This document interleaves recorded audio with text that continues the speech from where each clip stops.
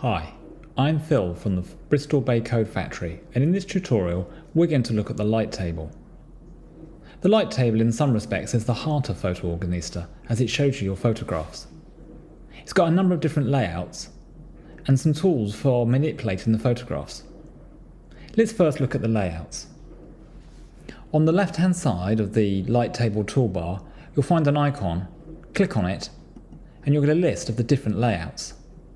There's a thumbnail view we're in now, there's a film strip mode in the 4 different positions, and a couple of charts.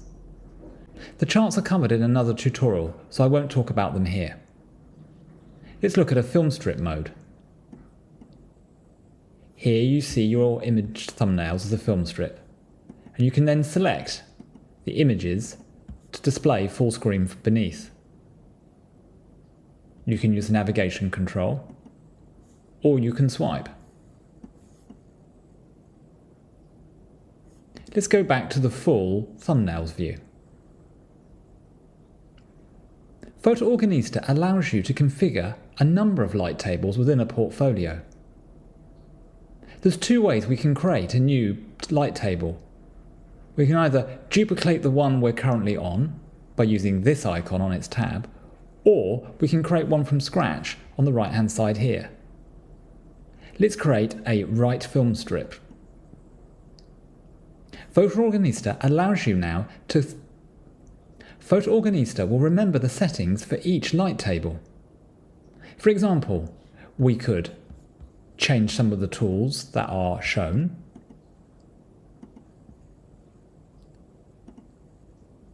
Change the selection of the photographs shown.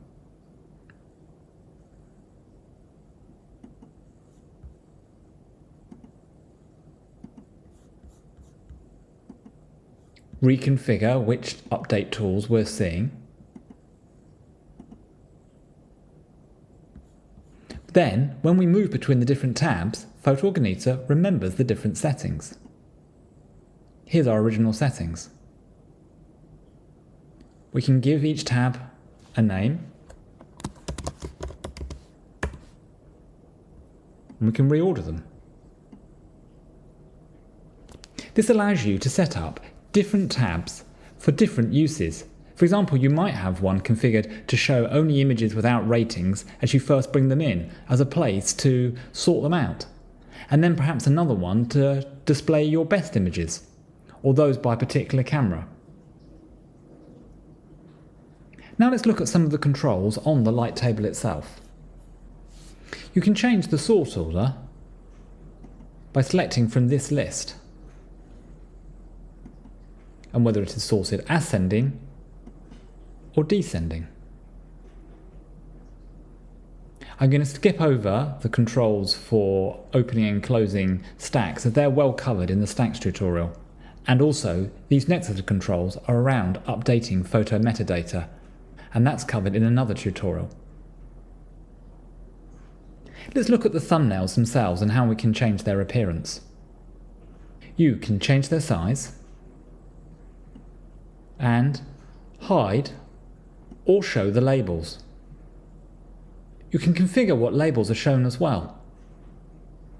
Go into the settings, go to the photo fields tab, and choose which fields you wish to show. Up to 6 can be displayed. Let's add color tags, and let's remove the 3 core properties. You also have the option to activate the favorite control as well, which we'll see now.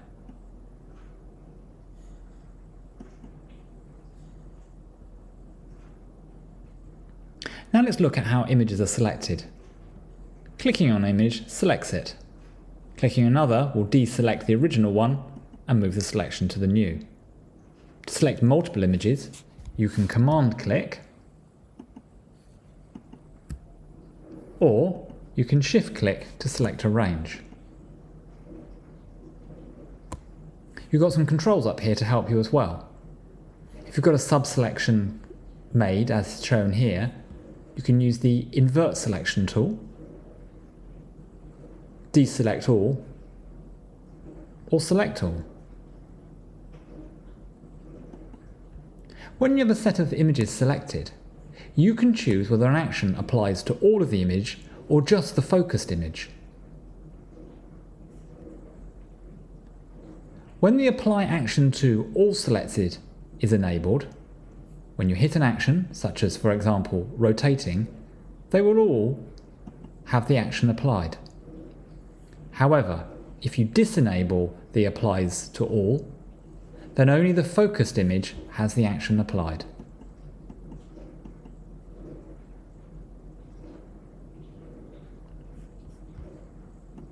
You can navigate images by going to the next, previous, start, and end. If you've got a selection of images made, the navigation works within that subselection. On the thumbnail view, to see an image at full screen, double-click. You can then use the navigation controls, or you can swipe. As with thumbnails, you can opt to see the additional photo fields, which is configured in a similar way. You can add a little bit of extra space around the image to give it some space to breathe. By default, the image will show in a fit to screen mode, but by clicking the zoom percentage, you can see it at 100% and scroll around within it. Clicking the icon to the right of this returns you to the full screen mode. When you have an image up, you can compare it against another one. To set a comparison, go to an image's context menu and set Unset Comparison. Now, when we view an image full screen, we get the comparison on the left.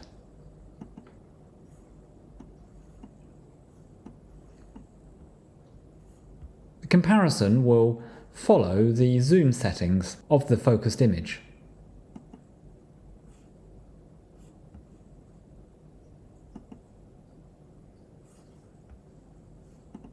Now let's look at some of the actions you can apply to the photographs using the controls in the bottom right-hand corner here. They're also available on the context menus and up in the menu bar here. You can place an image directly in the recycle bin, and you can duplicate an image. Duplication will group it in a stack automatically. Although PhotoOrganista is not a photo editing application itself, you can send a photo off to be edited in another application. For example, let's select these trees here. We'll use its context menu. And we're going to open with everybody's favourite editor, Preview. Let's desaturate this image. Save it. We'll return to PhotoOrganista. And you'll see it's updated the image in line with its changes. We've seen images being rotated. And this next icon allows you to reset the image to its original metadata. We can export images, but we'll leave this for the other tutorial which goes into much more depth. You can share an image in the traditional way, or see where it is stored in the filing system.